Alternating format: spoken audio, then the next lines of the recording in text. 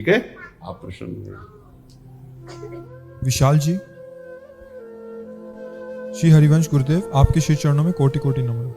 गुरुदेव, आपके एक सत्संग में सुना था कि ठाकुर जी हमसे मिलने दिन में एक बार जरूर आते हैं, तो उन्हें कैसे पहचानें? दिन में एक बार क्या, वो हर समय रहते हैं। किसी सूझ वाली आंख ने पहचान की, कण कण में झांकी भगवान की।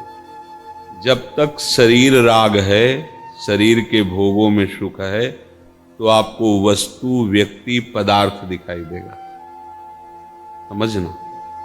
और जहां शरीर राग और शरीर के भोगों का सुख भाव नष्ट हुआ और अंदर से भगवत भाव जागृत हुआ, तो आपको सिर्फ भगवान ही भगवान है ऐसा दिखाई देगा। वो हमारे पास ही हैं, हमारे समीप ही हैं, और इतने समीप हैं कि कोई और उनसे ज्यादा हमारा समीपवर्ती कोई है नहीं। बस हमारी दृष्टि अभी माया त्रिगुण के पर्दे से युक्त है ना, तो इसीलिए हमको जड़ और चैतन्य दिखाई देता है।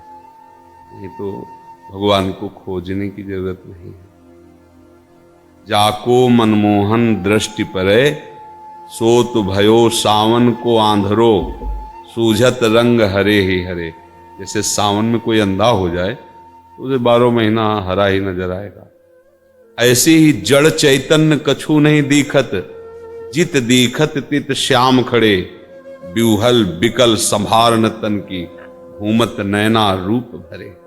करनी अकरनी दो विधि भूले, विधि निषेध सब रहे धरे, नरहरिदास ते भय बावरे, ये या प्रेम प्रवाह करे। सत्य वस्तु भगवान हैं,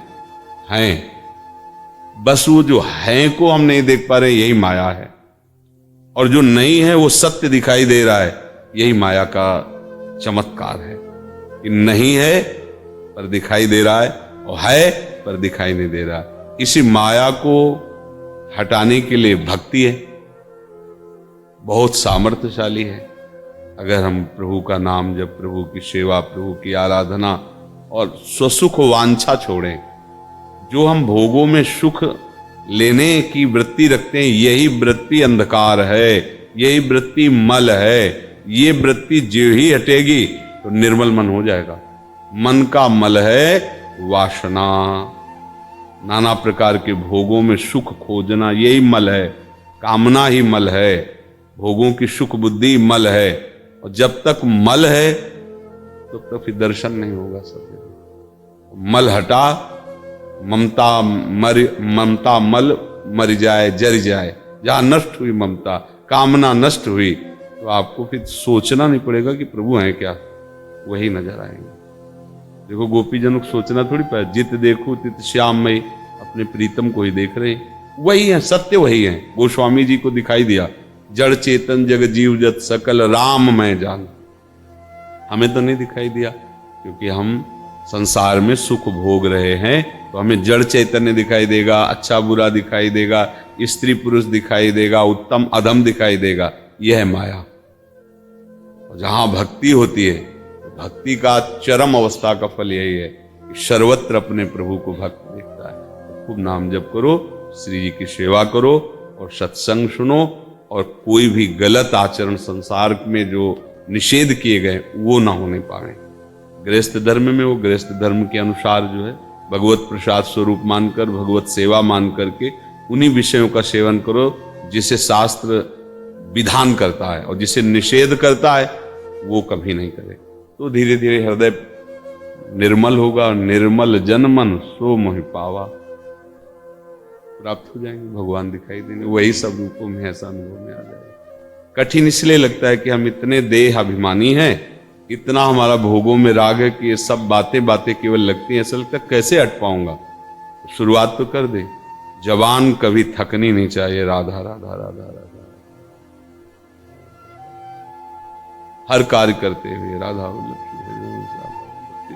जैसे भौरा गुनगुनाता है ना, ऐसे गुनगुनाते हो, फिर देखो आप क्या हो जाता है। दो लकड़ियों के घर्षण से अग्नि पैदा हो जाती है, अरण्य मंथन इसी से तो होता था। ऐसे ही हम अपनी जबान और नाम दोनों को रगड़ें, तो इससे वो ज्ञानाग्नि प्रकट होगी कि सब विकार भस्म हो जाएंगे, पर रगड़ना पड़ेगा। नाम जी जप जागें जोगी, परमार्थी प्रपंच वियोगी। नाम जप करके ही जोगी ज्ञान में जग जाते हैं और प्रपंच का त्याग कर देते हैं, माया का त्याग कर देते हैं। नाम, जब तक नाम में निरंतरता नहीं तब तक माया मल फेंकती रहेगी, कामनाएं वासनाएं हमारे हृदय को गंदा करती रहेंगी। और फिर लोग कहते 10 वर्ष हो गए, 20 वर्ष हो गए भजन करते, कोई लाभ नहीं हुआ, क्योंकि खिड़कियां खुली रखे हो, पोछा जरूर लगाए और धूल आई एक क्षण में सब गंदा करेगा। थोड़ा खिड़की बंद करो, देखना इंद्रियों के न घोड़े वगे, रात दिन इनमें संयम के कोड़े लगे। नियम पूर्वक और बहुत समय तक अपने को पवित्र रखकर, मतलब गंदे आचरण ना करके और नाम जप किया है तो अनुभव में आ जाएगा, क्योंकि भगवान सत्य